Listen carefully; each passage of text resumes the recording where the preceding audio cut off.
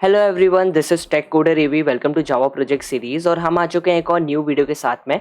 Last video में हमने क्या किया था, हमारे जो एडमिन क्लास है उसमें लॉगिन करने के लिए पहले हमको आईडी और पासवर्ड चाहिए थे कि यूज़र जो भी लॉगिन करना चाहेगा एडमिन क्लास में तो वो सबसे पहले एडमिन क्लास वाले जो आईडी और पासवर्ड है वो एंटर करेगा और उसके बाद जाकर के वो रिडायरेक्ट होगा एडमिन वाली विंडो पर। तो हमने वो सारी चीज़ें लास्ट वीडियो में कर ली थी। अगर आपने लास्ट वीडियो नहीं देखी है तो उसको जाकर के चेकआउट कर लेना, वो एक बहुत इंपॉर्टेंट वीडियो है इस पूरे प्रोजेक्ट के लिए। ठीक है, आज से हम क्या करने वाले हैं, आज से हम हमारे जो रिसेप्शन वाले फंक्शंस हैं वो सभी फंक्शंस को एक एक करके बनाना शुरू कर देंगे। आज हम रूम वाला जो सेक्शन है, रूम वाला जो ऑप्शन है जहां से जो यूजर होगा वो अपने पूरे रूम्स को चेक कर पाएगा कि होटल के अंदर कितने रूम्स अभी अवेलेबल हैं या फिर ऑक्यूपाइड हैं या फिर टोटल कितने रूम्स हमारी होटल के अंदर हैं। ये सारी इन्फॉर्मेशन हमको रूम वाले टैब में मिलने वाली है। तो और क्या क्या फंक्शन है वो सब मैं आगे चल के आपको बताने वाला हूँ। तो वीडियो को शुरू करते हैं। वीडियो को शुरू करने से पहले अगर आप चैनल पर न्यू हो तो प्लीज़ चैनल को सब्सक्राइब कर लेना, जिससे हमको भी मोटिवेशन मिलता है। और वीडियो अगर अच्छी लग रही है तो वीडियो को लाइक करना, अपने फ्रेंड्स के साथ शेयर करना, चैनल को सब्सक्राइब करना बिल्कुल मत भूलना। तो चलिए शुरू करते हैं। तो सबसे पहले हमको क्या करना होगा, सबसे पहले हमको हमारी जावा क्लास को क्रिएट करना पड़ेगा। तो मैं सिंपली पैकेज के ऊपर राइट क्लिक करता हूँ, न्यू पर जाते हैं, जावा क्लास पर जाते हैं। और जावा क्लास पर जाने के बाद सबसे पहले हमको यहाँ पर रूम के नाम से यहाँ पर मैं नेम प्रोवाइड करवाने वाला हूँ रूम। तो मैं सिंपली यहाँ पर रूम के नाम से हमारी जो क्लास है इसको बना लेता हूँ। आर जो होगा वो कैपिटल कर देते हैं। क्लास हमारी बनकर रेडी हो गई। थोड़ा सा फॉन्ट साइज को बड़ा कर लेते हैं क्योंकि आपको परफेक्ट दिखाने लगेगा। ठीक है, रूम हमारी जो क्लास बन चुकी है, मेन फंक्शन बनाना पड़ेगा। मेन फंक्शन भी बना करके रेडी कर दिया। कंस्ट्रक्टर को भी क्रिएट कर लेते हैं। कंस्ट्रक्टर जो होगा वो सेम एज इट इज हमारे रूम क्लास के नेम पर होगा। ठीक है, जो हमारा क्लास का नेम रहेगा वही सेम हमारे कंस्ट्रक्टर का भी नेम रहेगा। सिंपली ऑब्जेक्ट बना लेते हैं। तो न्यू रूम के नाम से यहाँ पर मैं एक ऑब्जेक्ट बना लेता हूँ, बिल्कुल परफेक्ट है। अब हमको एक फ्रेम बनाना होगा, तो वो फ्रेम के लिए एक्सटेंड करवाना पड़ेगी क्लास को। तो सिंपली एक्सटेंड्स करता हूँ और यहाँ पर जे फ्रेम, यहाँ पर हमने ले लिया जे फ्रेम। ठीक है, जे फ्रेम हमने यहाँ पर ले लिया और साथ में हमने रूम के नाम से कंस्ट्रक्टर को भी बना लिया। तो फ्रेम की हाइट एंड ब्रेथ को सेट कर लेते हैं, फ्रेम को बना लेते हैं। तो सिंपली यहाँ पर मैं क्या करूँगा, सेट साइज। फ्रेम का जो साइज होगा उसकी ब्रेथ होगी हमारी 900 और जो हाइट होगी वो होगी 600। साइज हो गया। ठीक है, अब यहाँ पर हमको करना पड़ेगा सेट लेआउट, क्योंकि जो बाय डिफ़ॉल्ट लेआउट होता है वो हमारा बॉर्डर लेआउट होता है, बट हमको यहाँ पर लेआउट को नल करना है। लोकेशन को सेट कर लेते हैं, सिंपली सेट लोकेशन किया और जो लोकेशन होगी वो एक्स से हमको देना है 500, वाई से हमको देना है 100। बस इतना काम था। अब फ्रेम जो बाय डिफ़ॉल्ट हिडन होता है हमको इसको विजिबल करवाना होगा। तो सिंपली मैं यहाँ पर सेट विजिबिलिटी को ट्रू ले लेता हूँ, बिल्कुल सही है। एक बार सिंपली क्या करते हैं, कोड को रन करते हैं। यहाँ 1 सेकेंड, मैंने लॉगिन क्लास को रन कर दिया। राइट क्लिक करके रन करना था, कोई दिक्कत नहीं है। हमने वापस से रन किया हमारी रूम क्लास को। आप देख सकते हो हमारा जो फ्रेम है वो बिल्कुल परफेक्टली हमारे विंडो पर शो हो रहा है। ठीक है, फ्रेम का जो साइज़ है वो भी बिल्कुल परफेक्ट है, कोई भी प्रॉब्लम नहीं है। इसको करते हैं क्लोज। अब क्या करना है, यहाँ पर हमने सेट लेआउट नल कर दिया, लोकेशन ले ली, सेट विजिबिलिटी ले ली, साइज़ ले लिया। ठीक है, बिल्कुल सही है। अब हमको हमारे फ्रेम पर एक टेबल को विजिबल करवाना है। ठीक है, तो बट उसके लिए हमको क्या करना पड़ेगा, पहले एक पैनल को लेना पड़ेगा। जैसा कि अभी तक हम लेते हुए आ रहे हैं, हमारे फ्रेम पर बॉर्डर को लेने के लिए हम पैनल को लेते हैं। तो पैनल को लेने के लिए क्या करेंगे, सिंपली यहाँ पर मैं बनाता हूँ जे पैनल नेम, मैं इसको यहाँ पर पैनल देने वाला हूँ, equals to new J panel.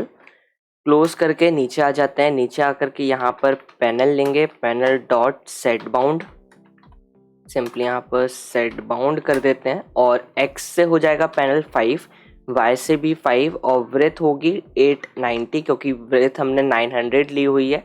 900 minus 10 तो 890 और जो हाइट है वो 600 है, तो 600 माइनस 10 करेंगे तो हो जाएगी 590। सिंपली यहाँ पर मैं ले लेता हूँ 590, बिल्कुल सही है। ठीक है, नीचे आ जाते हैं। नीचे आकर के मेरे को यहाँ पर करना है पैनल डॉट और इसको करना है सेट बैकग्राउंड। सिंपली मैंने सेट बैकग्राउंड किया। यहाँ पर न्यू कलर लेने वाला हूँ क्योंकि RGB वैल्यू को देना पड़ेगा। यहाँ पर R की वैल्यू हो जाएगी 3, कॉमा दे करके G की 45 और B की 48, बिल्कुल सही है। नीचे आ जाते हैं। यहाँ पर जो पैनल का लेआउट है हमको उसको भी नल करना पड़ेगा। तो simply panel dot set layout और इसको मैं पास कर देता हूँ नल, बिल्कुल सही है। ऐड करवा लेते हैं पैनल को हम हमारे फ्रेम पर। पैनल ऐड हो गया। एक बार क्लास को रन करके देखते हैं। शिफ्ट प्लस F10 को मैंने प्रेस किया, हमारी जो क्लास है वो रन होना स्टार्ट हो गई है। आप यहाँ पर देख सकते हो पैनल हमारा बिल्कुल परफेक्टली हमारे फ्रेम पर विजिबल हो रहा है, और जो फ्रेम का जो कलर है वो बैकग्राउंड में वाइट कलर लग रहा है हमको। उसके अकॉर्डिंग हमको यहाँ पर क्या लग रहा है, जैसे हमारे पास एक ये वाइट कलर की बॉर्ड, उससे हमको ये लग रहा है कि हमारे पास यहाँ पर कॉर्नर्स में वाइट कलर की बॉर्डर है। ठीक है, अनडेकोरेटेड को ट्रू करूँगा तो हमको ये जो पैनल है, ये जो बॉर्डर है, ये चारों साइड दिखने लगेगी। ठीक है, क्लोज करते हैं। अब हमको क्या करना है, इमेज को लेना है। एक इमेज आएगी हमारे फ्रेम पर, तो इमेज को लेने के लिए सिंपली हम करेंगे image icon equals to new image icon. इसके अंदर लेना पड़ेगा क्लास लोडर, यहाँ पर class loader dot get system resource, और इसके अंदर हमको URL पास करना पड़ेगा डबल कोट्स के अंदर। तो इमेज की लोकेशन क्या है, इमेज आइकन के अंदर, जैसा कि अभी तक हम सोर्स फोल्डर के अंदर ऑलरेडी होते हैं, तो सोर्स फोल्डर के अंदर हमने इमेज नाम का एक फोल्डर बनाया हुआ है। उसके अंदर हमारी इमेज है रूम के नाम से, room.png। तो सिंपली मैं यहाँ पर room.png ले लेता हूँ, इसको कर देता हूँ क्लोज। सही है, तो एक बार इमेज को चेक कर लेते हैं। यहाँ पर तो कोई इमेज नहीं, एक्चुअली यहाँ पर O भी है, OOM है। वापस होवर किया, आप देख सकते हो हमको यहाँ पर इमेज शो हो रही है। ये वाली इमेज जो है ये हमारे फ्रेम पर विजिबल होगी।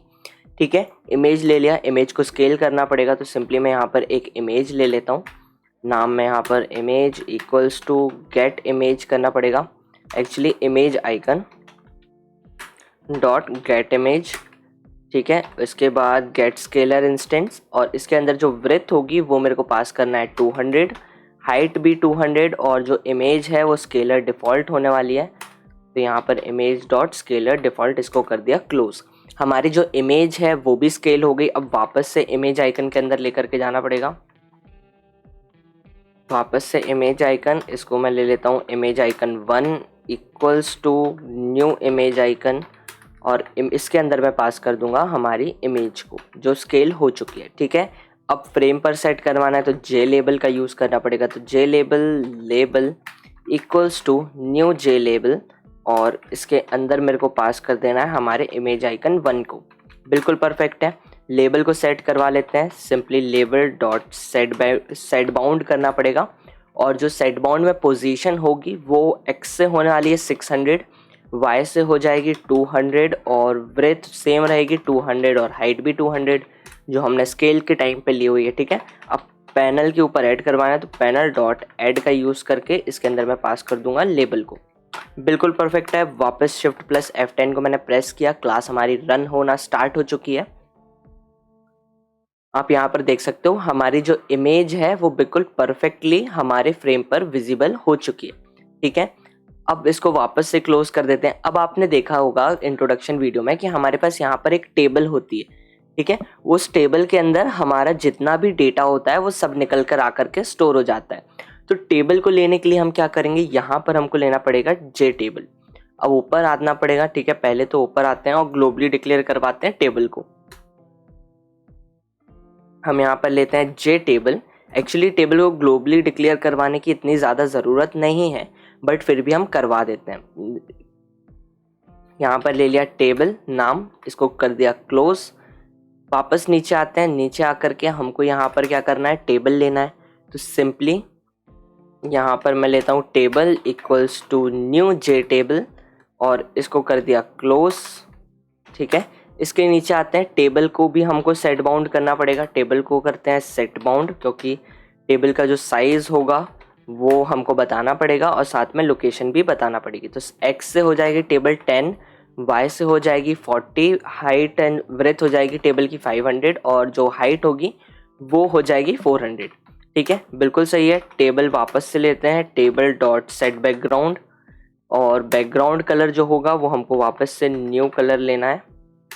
न्यू कलर ले लेते हैं। R की वैल्यू हो जाएगी 3, G की वैल्यू 45, और B की वैल्यू 48। अगर आप यहाँ पर बैकग्राउंड को सेट नहीं करोगे तो आपकी जो टेबल होगी वो फ्रेम पर वाइट कलर की विजिबल हो रही होगी। ठीक है, इसलिए यहाँ पर कलर जो है मैंने अपने बैकग्राउंड से मैच कर लिया है, ग्रीन। अगर आपने किसी अनदर बैकग्राउंड कलर को लिया है तो आप अपना जो कलर होगा वो सिंपली न्यू कलर के अंदर पास करवा देना।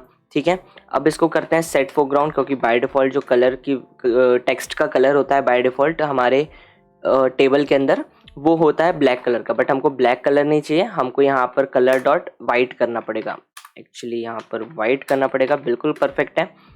यहाँ पर वापस से मैं टेबल लेता हूँ और टेबल लेकर के यहाँ पर करूँगा सेट फॉन्ट। एक काम करता हूँ, अभी सेट फॉन्ट नहीं करता हूँ, पहले ऐड करवा लेता हूँ। यहाँ पर सिंपली पैनल डॉट ऐड का यूज़ करके मैं यहाँ पर टेबल को पास कर देता हूँ। बिल्कुल सही है। पहले अभी डेटा को लेकर के आ जाते हैं टेबल के अंदर, और फिर अगर लगेगा कि फोरग्राउंड करना है, फॉन्ट को इंक्रीज़ करना है, फॉन्ट साइज़ वगैरह को, तब हम चेंजेस कर लेंगे। ठीक है, नीचे आते हैं। अब डेटा को हमको निकालना है, तो डेटा को हम कहाँ से निकालेंगे? हमारे रूम वाली टेबल में से। तो एक बार मैं डेटाबेस को ओपन कर लेता हूँ। तो आप देख सकते हो हम आ चुके हैं हमारे माईसीक्वल वर्कबेंच पर, और यहाँ पर मैं सेलेक्ट यूज़र और होटल मैनेजमेंट, जो हमारा डेटाबेस जो भी नाम हो, यूज़ और आपकी डेटाबेस का नेम, उस कमांड को पहले सबसे पहले रन करना पड़ता है, तो इस कमांड को मैं रन कर लेता हूँ। और अब मैं यूज़ कर रहा हूँ मेरा होटल एमएस डेटाबेस को। ठीक है, बिल्कुल सही है। अब मेरे को यहाँ पर रूम के नाम से जो मैंने टेबल बनाई थी, इसको रन करता हूँ। सेलेक्ट स्टार्ट फ्रॉम रूम, मैंने इसको रन किया। आप देख सकते हो हमारे पास यहाँ पर 3 रूम्स हैं, एक 101, 102, 103। ये जो रूम्स है ना, ये पूरे रूम्स हमको हमारी फ्रेम पर विजिबल करवाना है, हमारी टेबल पर विजिबल करवाना है। तो उसके लिए हम क्या करेंगे, ये टेबल के अंदर से डेटा को निकालेंगे और हमारे फ्रेम पर जो हमने टेबल बनाई है वहाँ पर सारे डेटा को सेट करवा देंगे। तो मैं इसको क्लोज करता हूँ। ठीक है, हमने इंटेलिजेंट आइडिया पर आ चुके हैं, और यहाँ पर आने के बाद क्या करना है, सिंपली मैं यहाँ पर क्रिएट करूँगा ट्राई एंड कैच सबसे पहले, तो क्योंकि एक्सेप्शंस आने के चांसेस होते हैं। ठीक है, यहाँ पर ले लिया ट्राई, यहाँ पर ले लेते हैं कैच, एक्सेप्शन ई करके यहाँ पर बॉडी को ओपन किया। यहाँ पर कर दूंगा मैं क्या, E dot print stack trace, बिल्कुल परफेक्ट है। यहाँ पर ट्राई के अंदर आ जाते हैं। ट्राई के अंदर आने के बाद अब मेरे को ऑब्जेक्ट बनाना पड़ेगा हमारी कनेक्शन क्लास का, कॉन क्लास का। तो मैं सिंपली यहाँ पर con C equals to new connection, इसको कर दिया क्लोज। नीचे आकर के मेरे को करना है यहाँ पर स्ट्रिंग, सिंपली यहाँ पर स्ट्रिंग लिया। अब आप यहाँ पर ले सकते हो, कोई भी नेम ले सकते हो। मैं कस्टमर इन्फो ले लेता हूँ, ऐसा करता हूँ, या रूम इन्फो के नाम से बना देता हूँ मैं। यहाँ पर मैंने रूम इन्फो ले लिया। रूम इन्फो इक्वल्स टू करके डबल कोट्स के अंदर मेरे को क्वेरी लिखना पड़ेगी, सिलेक्ट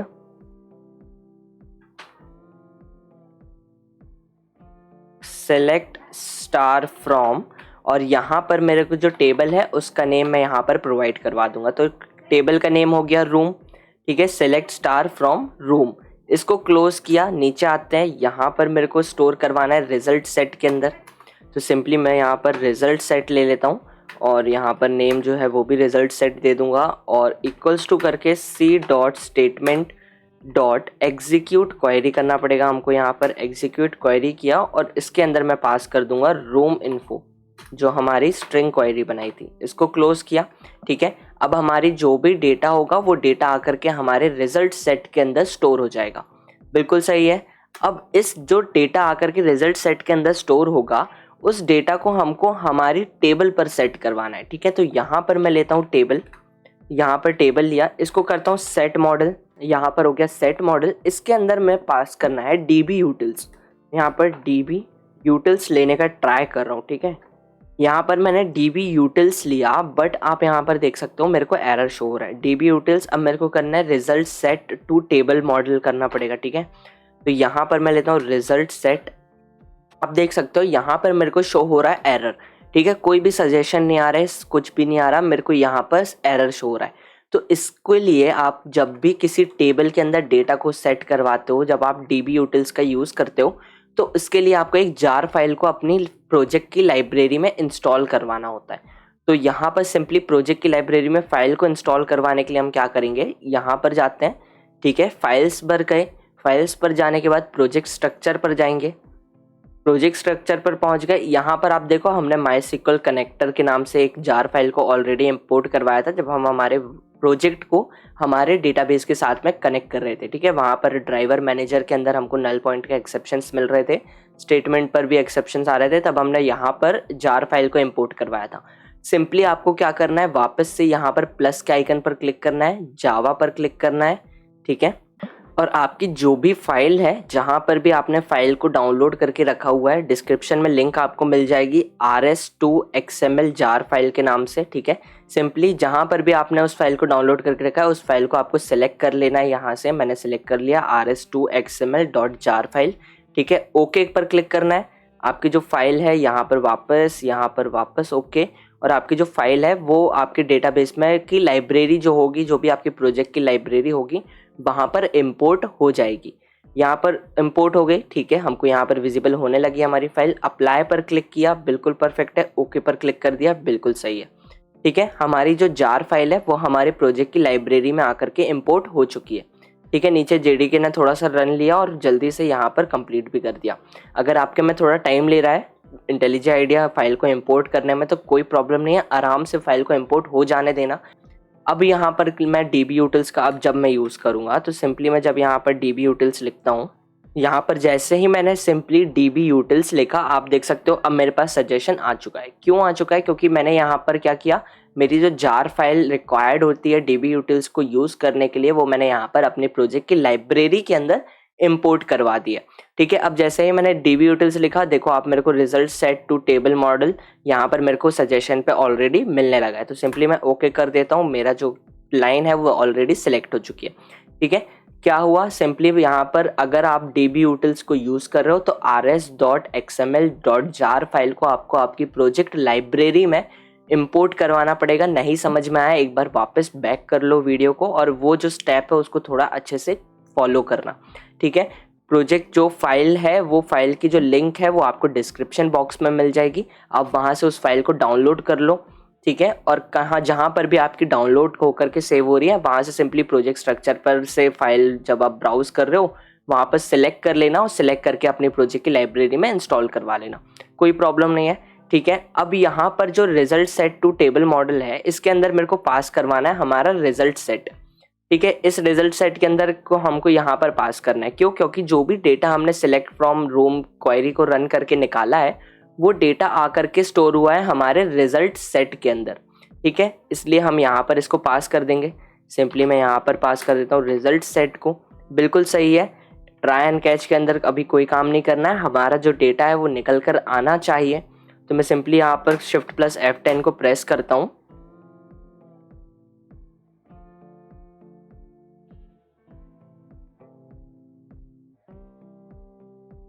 आप देख सकते हो हमको यहाँ पर नल पॉइंट का एक्सेप्शंस मिल गए। क्यों मिल गए? यहाँ पर हमारे पास एरर आ गया। मैं इसको क्लोज करता हूँ। आप यहाँ पर देखो, हमको यहाँ पर एरर दे रहा है java.sql.statement execute query string। Actually हमने क्या किया,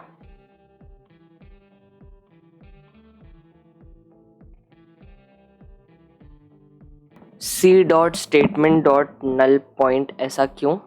एक बार चेक कर लेते हैं। लोकल होस्ट डेटाबेस नहीं, no suitable driver found actually मेरे डेटाबेस में बता रहा है। तो एक बार क्या करता हूँ, मैं यहाँ पर अपने जो ड्राइवर्स हैं उनको एक बार चेक कर लेता हूँ।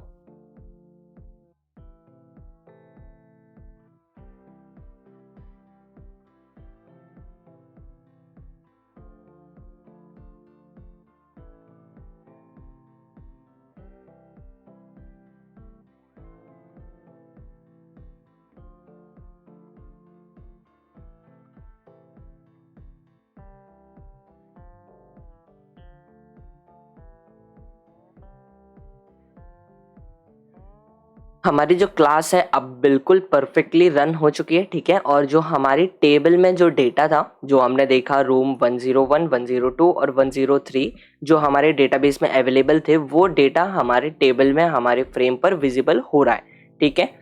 अब आपने यहाँ पर देखा ना, जैसा कि नल पॉइंट एक्सेप्शंस के एरर जो आप लोगों को शो होते हैं, वो एरर मेरे को भी शो होता है, ठीक है। जैसे ही मैंने RS2 XML जार फाइल को इंपोर्ट किया मेरी प्रोजेक्ट की लाइब्रेरी में, मेरा जो कनेक्शन वाला जार फाइल था वो एकदम से डिलीट हो गया, है ना। तो ये चीज़ होती है। ये इसलिए क्या करा, मैंने वापस से प्रोजेक्ट स्ट्रक्चर पर जा करके MySQL कनेक्टर वाली जो फाइल थी इसको डिलीट करके वापस दोबारा से मैंने वापस से इंपोर्ट किया अपनी जार फाइल को।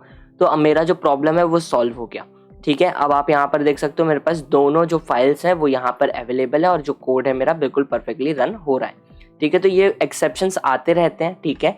ये जो फाइल्स हैं ये कभी भी आपकी मिसप्लेस हो सकती हैं, इसका कोई वो नहीं होता, कोई फाइनल टाइम नहीं होता, ठीक है।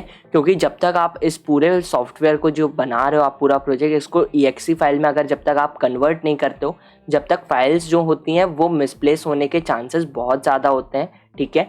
मेरे सामने हुआ, आपने अभी जस्ट देखा, मैंने कोई वीडियो क्लिप को कट नहीं किया, इसलिए आप लोगों को भी ये फेस होता है कि स्टेटमेंट एरर शो होने लगते हैं कभी कभी बीच में अपने आप। तो इसका सिंपली बेस्ट सॉल्यूशन ये है कि आप एक बार बाकी कोड में कहीं से कोई फाइल मिसप्लेस हुई है वो चेक करने से बेटर है डायरेक्ट आप जा कर के ड्राइवर जो इंस्टॉल करवाती है, जो हमारी जार फाइल है, उस जार फाइल को ही डिलीट कर दो और दोबारा से इंपोर्ट करवा लो। जैसे ही मैंने डिलीट करके इंपोर्ट करवाया, मेरा जो प्रोजेक्ट है अब बिल्कुल परफेक्टली रन होने लगा है।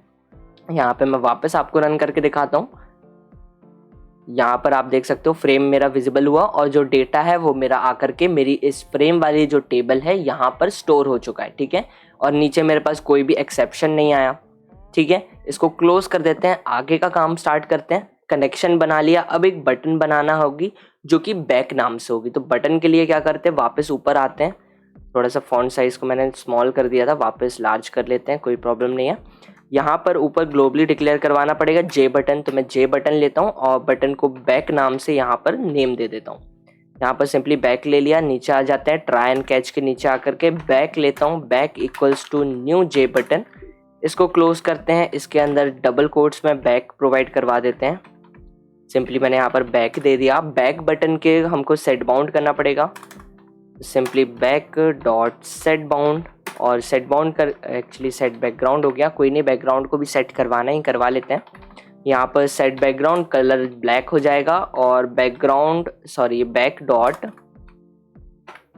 सिंपली मैंने यहाँ पर बैक लेना था कैपिटल B। नीचे आ जाते हैं, यहाँ पर अब वापस से बैक लेकर के पहले सेट फोरग्राउंड कर लेते हैं और यहाँ पर मैं करता हूँ कलर डॉट वाइट, क्योंकि टेक्स्ट का कलर ब्लैक के ऊपर वाइट दिखेगा, तब हमारी बटन जो है बहुत ही मस्त लगेगी, ठीक है। तो यहाँ पर अब वापस से बैक लेते हैं, बैक डॉट सेट बाउंड करते हैं अब यहाँ पर, और जो बाउंड करने के बाद एक्स से पोजीशन 200 हो जाएगी, वाई से 200 चाहिए, 2000 नहीं चाहिए, 200 हो जाएगी, वाई से पोजीशन 500 हो जाएगी और ब्रेथ 120, हाइट हो जाएगी 30, बिल्कुल सही है। ऐड करवा लेते हैं पैनल पर, ठीक है। तो यहाँ पर सिंपली मैं पैनल डॉट ऐड का यूज़ करके इसके अंदर मैं पास कर देता हूँ बैक को। सिंपली मैंने बैक बटन को पास कर दिया। एक बार शिफ्ट प्लस F10 को प्रेस करता हूँ और देख लेते हैं हमारा जो कोड है बिल्कुल परफेक्ट रन हो रहा है या फिर नहीं हो रहा है।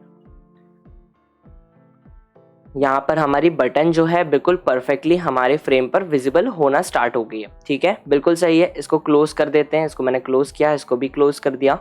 अब यहाँ पर आप देखो टेबल्स के ऊपर हमारे पास टाइटल नहीं है, कौन सा कॉलम किसके लिए है, क्या डिटेल्स को शो कर रहा है, उसके लिए हमको यहाँ पर लेबल्स को क्रिएट करना पड़ेगा। तो मैं यहाँ पर सिंपली जे लेबल का यूज़ करूँगा, जे लेबल यहाँ पर करूँगा अवेलेबल, यहाँ पर अवेलेबिलिटी ले लिया, इक्वल्स टू करके मैं यहाँ पर लूँगा न्यू जे लेबल और इसके अंदर मैं पास करवा दूंगा हमारे अवेलेबिलिटी को। इसको मैं सिंपली यहाँ से कॉपी करता हूँ, अवेलेबल होने वाला है तो यहाँ पर ए जो होगा इसको मैं कैपिटल कर देता हूँ, कोई प्रॉब्लम नहीं है। इसको कर दिया मैंने क्लोज, बिल्कुल परफेक्ट है, ठीक है। अब इस जो लेबल है हमारा इसको सेट बाउंड करवाना पड़ेगा, तो मैं यहाँ पर इसको लेता हूँ अवेलेबल, बिल्कुल सही है। इसको सेट बाउंड किया, यहाँ पर सेट बाउंड्स कर लिया। जो एक्स से पोजीशन होगी वो 119 होने वाली है, वाई से 15, ब्रेथ 80, हाइट 19, बिल्कुल सही है। क्लोज करके नीचे आते हैं, यहाँ पर अब लेने वाला हूँ वापस से हमारे अवेलेबल को और इसको अब मेरे को करना है सेट फोरग्राउंड। तो मैं सिंपली यहाँ पर सेट फोरग्राउंड कर लेता हूँ। कलर जो होगा इसका वो हो जाएगा वाइट, तो सिंपली मैं यहाँ पर कलर डॉट ऑरेंज नहीं कलर डॉट वाइट लेना है, बिल्कुल सही है। नीचे आकर के सेट फोरग्राउंड करते हैं, थोड़ा सा फॉन्ट स्टाइल को भी देना पड़ेगा, तो यहाँ पर मैं इसको अवेलेबल कर देता हूँ, अवेलेबल, और इसको सेट फॉन्ट करके यहाँ पर लेने वाला हूँ न्यू फॉन्ट, और फॉन्ट की जो स्टाइल होगी वो होगी तहोमा। सिंपली मैंने यहाँ पर तहोमा प्रोवाइड करवा दिया। फॉन्ट डॉट बोल्ड का मैं यहाँ पर यूज़ कर लेता हूँ, 1 सेकेंड, फॉन्ट डॉट बोल्ड हो गया, बिल्कुल सही है। कॉमा देकर के साइज हो जाएगा 14 और ऐड करवा लेते हैं यहाँ पर पैनल डॉट ऐड का यूज़ करके अवेलेबल को हम हमारे फ्रेम पर ऐड करवा लेते हैं। शिफ्ट प्लस F10 को मैंने प्रेस किया, हमारी क्लास रन होना शुरू हो चुकी है, ठीक है। अब आप देख सकते हो यहाँ पर हमारे पास जो हमारा कॉलम है बिल्कुल परफेक्ट पोजीशन पर आया है। ठीक है, हमारा जो कॉलम है अवेलेबल वाला, इसके ऊपर जस्ट हमारा जो लेबल है वो यहाँ पर विजिबल हो रहा है। बिल्कुल सही है, कोई भी इशू नहीं है। ठीक है, अब ऐसे ही हमको अदर जो हमारे कॉलम्स के ऊपर के जो लेबल होंगे उनको सेट करवाना है। तो सिंपली मैं क्या करूँगा, वापस कोड पर आते हैं। मैं सारी क्लासेस जो हमारी रन हो रही थी मैंने उनको स्टॉप कर दिया एक साथ। ठीक है, यहाँ पर नीचे आकर के यहाँ पर मैं क्या करूँगा, इसको कॉपी करूँगा लेबल को। इसको ग्लोबली डिक्लेयर करवाने की ज़रूरत नहीं है क्योंकि हमको इसका आगे कहीं पर यूज़ नहीं करना है। ठीक है, हमको ये कंस्ट्रक्टर के अंदर ही चाहिए, बस इसके बाहर आपको कहीं कोई भी यूज़ नहीं है इसका। इसलिए हम इसको ग्लोबली डिक्लेयर करवाएं या ना करवाएं, इससे कोई हमारी कोड में दिक्कत नहीं आएगी। नेक्स्ट हमारे पास है क्लीनिंग स्टेटस, कि हमारा जो कोड है वो कितना क्लीन है। तो उसके लिए हम क्या करेंगे, यहाँ पर मैं ले लेता हूँ, किस नाम से ले लूँ, यहाँ पर क्लीन के नाम से ले लेता हूँ। मैंने सिंपली यहाँ पर क्लीन ले लिया, इसको मैं कॉपी कर लेता हूँ और जहाँ जहाँ पर अवेलेबिलिटी थी इसको मैं चेंज करके यहाँ पर क्लीन कर देता हूँ। यहाँ पर भी मैंने क्लीन कर दिया, CLEAN, और इसको कर देते हैं स्टेटस। बिल्कुल सही है। ठीक है, ये चीज़ हो गई। अब क्या करना है, ये भी लेबल की पोजीशन को सेट करना पड़ेगी। तो X से जो पोजीशन होगी, एक्चुअली यहाँ पर ब्रेथ भी चेंज होगी ना। ठीक है, तो X से जो पोजीशन होगी वो हो जाएगी 216, 216। ठीक है, और जो Y से जो पोजीशन 15 बिल्कुल सही है क्योंकि ऊपर से ज़्यादा नीचे नहीं लेकर के आना, 15 जो है बिल्कुल सही है। ब्रेथ इंक्रीज होगी, क्यों, क्योंकि इसमें क्लीनिंग भी है, स्टेटस भी है। तो ब्रेथ 80 के अंदर तो ये पूरा आ नहीं पाएगा, तो इसको 150 दे देते हैं। और जो हाइट होगी वो 19, बिल्कुल परफेक्ट है, कोई भी प्रॉब्लम नहीं है। वापस मैं इस पूरे कोड को यहाँ से कॉपी करता हूँ, नीचे ला करके यहाँ पर कर देते हैं पेस्ट। नेक्स्ट हमारे पास है प्राइस के लिए, तो सिंपली मैं यहाँ पर प्राइस दे देता हूँ। यहाँ पर मैंने प्राइस ले लिया और इसको मैं कॉपी करके यहाँ पर डबल कोट्स के अंदर भी पेस्ट कर देता हूँ प्राइस, और सभी जगह पर नीचे भी चेंज करके प्राइस कर देता हूँ क्लीन की जगह पर। ठीक है, ये भी परफेक्ट है। X से पोजीशन चेंज होगी, X से पोजीशन 330 हो जाएगी। Y से सेम रहेगी, हाइट एंड ब्रेथ जो है बिल्कुल सेम रहेगी। ब्रेथ को कम कर देते हैं, 80 कर देते हैं वापस से यहाँ पर, बिल्कुल सही है। ठीक है, अब इस पूरे कोड को मैं वापस से दोबारा से कॉपी करूँगा और नीचे ला करके यहाँ पर पेस्ट करवा देता हूँ। अब नेक्स्ट हमारे पास है बेड टाइप, कि बेड कौन सा है, डबल बेड है कि सिंगल बेड है। तो उसको भी हमको कॉलम के अंदर शो करवाना है, कॉलम के ऊपर शो करवाना है। तो उसके लिए मैं सिंपली यहाँ पर पहले तो बेड ले लेता हूँ। इसको मैंने यहाँ से कॉपी किया और जहाँ जहाँ पर प्राइस अवेलेबल है इसको मैं चेंज कर दूंगा बेड से। ठीक है, प्राइस को चेंज कर दिया बेड से, और इधर पर डबल कोट्स के अंदर टाइप और आ जाएगा। ठीक है, बेड टाइप ये हो गया। यहाँ पर जो पोजीशन होगी जो कि हमारी X से होने वाली है चेंज, तो 330 की जगह यहाँ पर चेंज करके 417 कर देते हैं, 417। बिल्कुल परफेक्ट है, ये पोजीशन भी हमारी आ चुकी है। सिंपली शिफ्ट प्लस F10 को मैंने प्रेस किया और जो हमारा लेबल्स हैं उनको एक बार चेक कर लेते हैं। यहाँ पर आप देख सकते हो जो हमारे लेबल्स हैं ये बिल्कुल परफेक्टली हमारे कॉलम्स के ऊपर विजिबल हो रहे हैं। अवेलेबल के ऊपर अवेलेबिलिटी आ रहा है, क्लीनिंग स्टेटस के ऊपर cleaning status, price, bed type बिल्कुल परफेक्ट है। रूम नंबर को और ऐड करवा लेते हैं। तो रूम नंबर को एक काम करते हैं, ऊपर चलते हैं, जो हमारी बैक बटन है अवेलेबिलिटी के ऊपर ला करके यहाँ पर करवाता हूँ। तो एक ये सीरीज में लाइन से आ जाएंगे सभी लेबल्स। ठीक है, इसको मैंने कॉपी किया कोड को यहाँ से और यहाँ पर पेस्ट कर दिया, और लेबल के यहाँ पर चेंज करके मैं रूम कर दूंगा। इसको मैंने कॉपी किया, यहाँ पर चेंज, यहाँ पर भी और यहाँ पर भी चेंज। डबल कोट्स के अंदर भी चेंज करके R को कैपिटल कर देते हैं, और रूम नंबर बिल्कुल सही है। यहाँ पर मैं पूरा नंबर की स्पेलिंग नहीं दे सकता क्योंकि वो बहुत ज़्यादा बड़ी हो जाएगी, और जो हमारा कॉलम है वो उसकी ब्रेथ छोटी है।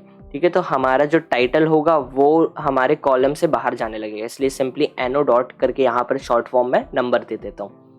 बिल्कुल सही है। ठीक है, सभी डेटा हमारा आना चाहिए और आ भी रहा है, ऐसी कोई बात नहीं है। यहाँ पर अब क्या करना है, अब इसको मैं करता हूँ रिफ्रेश। ठीक है, एक बार वापस से क्लास को रन कर लेते हैं और चेक करते हैं कि डेटा हमारा अवेलेबल हो रहा है या फिर नहीं हो रहा है। कोई बात नहीं है, हमने पोजीशन को एक्चुअली नहीं दिया, तो पोजीशन को एक बार मैं यहाँ पर दे देता हूँ। जो हमारा 119 है इसको मेरे को चेंज करके यहाँ पर करना है 12। ठीक है, रूम के यहाँ पर 12 करना है। वापस एक बार क्लास को रन करते हैं।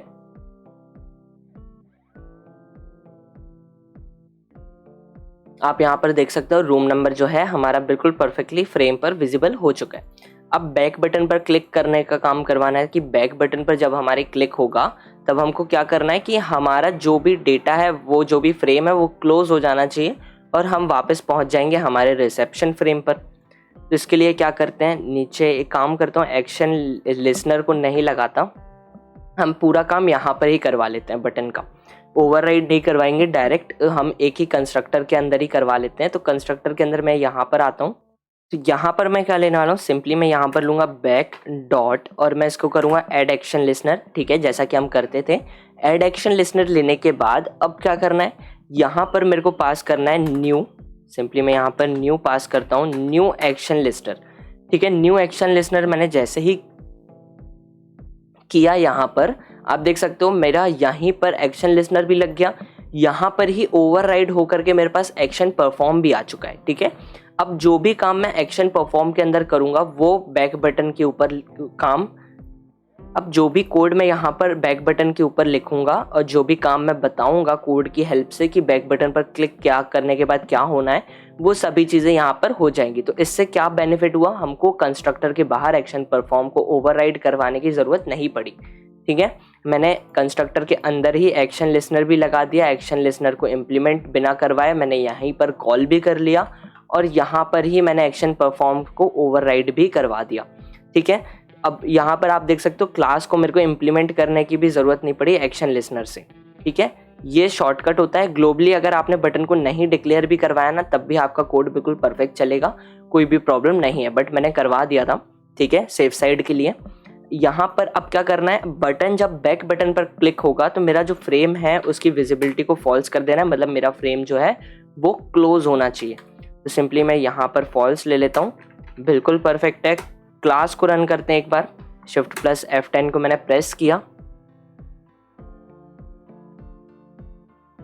क्लास हमारी जो है वो रन हो चुकी है। आप देख सकते हो सभी लेबल्स परफेक्ट आ रहे हैं, डेटा टेबल में से टेबल जो डेटा है वो भी बिल्कुल परफेक्टली हमारे टेबल में विजिबल हो रहा है। बैक पर मैंने क्लिक किया, हमारा जो फ्रेम था वो क्लोज हो चुका है। ठीक है, अब क्या करते हैं, मैं यहाँ पर रिसेप्शन क्लास को ओपन करता हूँ। यहाँ पर मैंने रिसेप्शन क्लास को ओपन किया और यहाँ पर जो रूम वाली बटन है उस पर जब क्लिक होगा तो मेरे को ये जो हमने रूम फ्रेम बनाया है इसको मेरे को ओपन करवाना है। तो आप देख सकते हो सिंपली मैंने यहाँ पर जे बटन रूम के नाम से बनाई हुई थी, इसके अंदर ट्राई के अंदर आकर के मेरे को सिंपली क्या करना है, यहाँ पर न्यू रूम करके मेरी जो क्लास है उसको ऑब्जेक्ट बनाना है। तो सिंपली मैं यहाँ पर रूम लेने वाला हूँ, बिल्कुल सही है, न्यू रूम कर दिया। अब जब भी मेरी रूम बटन पर क्लिक होगा रिसेप्शन में से तो मेरा जो रूम वाला फ्रेम है वो ओपन होकर के आ जाएगा। ठीक है, रूम पर वापस चलते हैं, रूम डॉट जावा क्लास पर वापस चलते हैं और यहाँ पर आकर के सेट अनडेकोरेशन को मेरे को यहाँ पर ट्रू करना है। तो मैं यहाँ पर सिंपली सेट अनडेकोरेटेड कर देता हूँ और यहाँ पर पास कर देता हूँ ट्रू, बिल्कुल परफेक्ट है।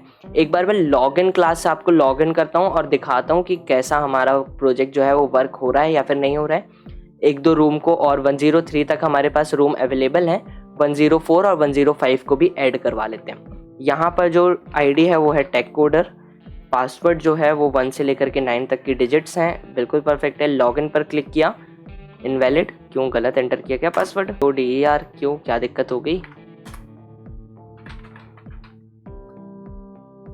टेक कोडर और यहाँ पर 1 2 3 4 5 6 7 8 9 10 और लॉगिन किया, लॉगिन अब बिल्कुल परफेक्ट हो गया। ठीक है, आपने देखा ना हमारी जो सिक्योरिटी लेवल है वो भी बिल्कुल सही है कि आपका एक वर्ड भी अगर मिसप्लेस हो रहा है, मिसमैच हो रहा है, तब भी हम लॉगिन नहीं कर पा रहे हैं। ठीक है, अब यहाँ पर लास्ट वीडियो में हमने क्या किया था, एडमिन पर भी लॉगिन फ्रेम लगाया। तो मैं जब एडमिन पर क्लिक करता हूँ तो आप देख सकते हो मेरे पास वापस से लॉगिन फ्रेम आया। कैंसिल पर क्लिक करूंगा, मैं वापस यहाँ पर हमारे डैशबोर्ड पर रीडायरेक्ट हो जाऊंगा, बट मैं बिना आईडी पासवर्ड को एंटर किए मेरे लॉगिन स्क्रीन पर मैं नहीं जा सकता। ठीक है, तो मेरे को एडमिन फ्रेम पर अगर जाना है तो मेरे को आईडी और पासवर्ड के थ्रू ही लॉगिन करना पड़ेगा। तो आईडी पासवर्ड कोडर AV था, कोडर AV में यहाँ पर देता हूँ, कोडर अंडरस्कोर AV था एक्चुअली, वो कोडर अंडरस्कोर AV, पासवर्ड जो था 1 2 3 4 5 6। लॉगिन पर क्लिक किया, बिल्कुल परफेक्टली हम हमारे एडमिन फ्रेम पर लॉगिन हो चुके हैं। ऐड रूम पर क्लिक किया, यहाँ पर रूम को ऐड करवा लेते हैं, रूम 104। ठीक है, अवेलेबल है, प्राइस जो होगा वो 2000 होने वाला है। बेड टाइप यहाँ पर सिंगल बेड, क्लीन रहेगा। ठीक है, बिल्कुल सही है। ऐड पर क्लिक किया, रूम हमारा ऐड हो चुका है। एक रूम को और ऐड करवा लेते हैं। मैंने एक रूम को यहाँ पर और ऐड करवाता हूँ, 105 104 करवा लिया।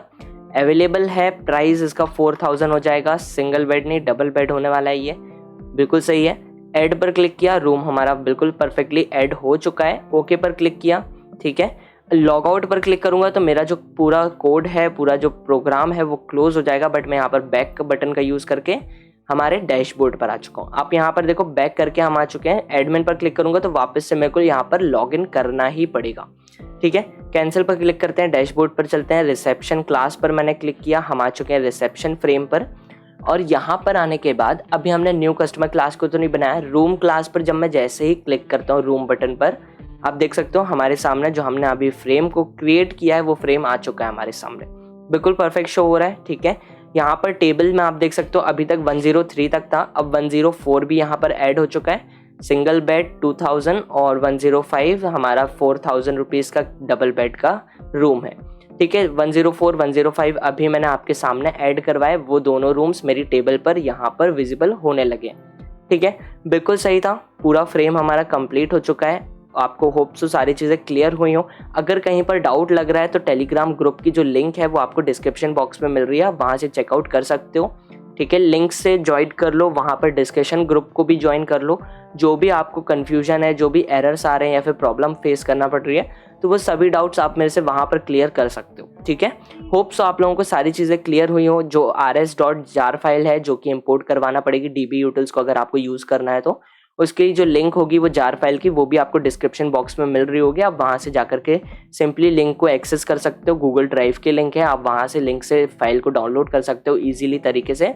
कोई भी एरर्स, कोई भी इशू आपको नहीं होगा, ठीक है। तो वीडियो अगर अच्छी लगे तो वीडियो को लाइक करना, अपने फ्रेंड्स के साथ शेयर करना, और सबसे मेन चीज़, अगर अभी तक चैनल को सब्सक्राइब नहीं किया है तो प्लीज़ चैनल को सब्सक्राइब कर लेना ऐसे ही यूनिक प्रोजेक्ट्स के लिए, ठीक है। यूनिक प्रोजेक्ट्स के लिए चैनल को प्लीज़ सब्सक्राइब करना। वीडियो अगर अच्छी लग रही है तो वीडियो को लाइक करना, अपने फ्रेंड्स के साथ शेयर करना। मिलते हैं नेक्स्ट वीडियो में, जब तक के लिए stay tune, stay safe, bye bye.